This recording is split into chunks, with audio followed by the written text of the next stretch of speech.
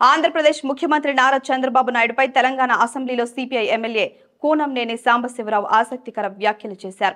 ఉమ్మడి ఏపీలో చంద్రబాబు సీఎంగా ఉన్నప్పుడు ఏ ఇజము లేదని, ఇక టూరిజమే ప్రధానమని అనేవారని కూనంనేని గుర్తు చేసుకున్నారు.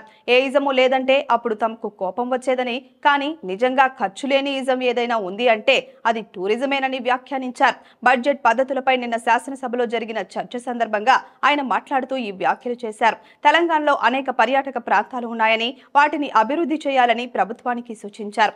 నేలకొండపల్లి, పాపికొండలు, నాగార్జున సాగర్ వంటి ప్రాంతాలను అభివృద్ధి చేసి రాష్ట్రాన్ని పారిశ్రామిక హబ్ గా తీర్చిదిద్దాలని కోరారు. భద్రాద్రి ఆలయానికి ఉమ్మడి ఏపీ హయాంలోనే అన్యాయం జరిగిందని, ఈ ఆలయాన్ని అభివృద్ధి చేస్తే రాష్ట్రంలోని రెండో అతిపెద్ద పర్యాటక ప్రాంతం అవుతుందని పేర్కొన్నారు. 4 లైన్ల రహదారి ఉండడం వల్ల హైదరాబాద్ నుంచి ఖమ్మం 3 గంటల్లో వెళ్లిపోతుంటే, ఖమ్మం నుంచి కొత్తగూడెం వెళ్లేందుకు 3 గంటల వరకు పడుతోందని కూనంనేని ఆవేదన వ్యక్తం చేశారు.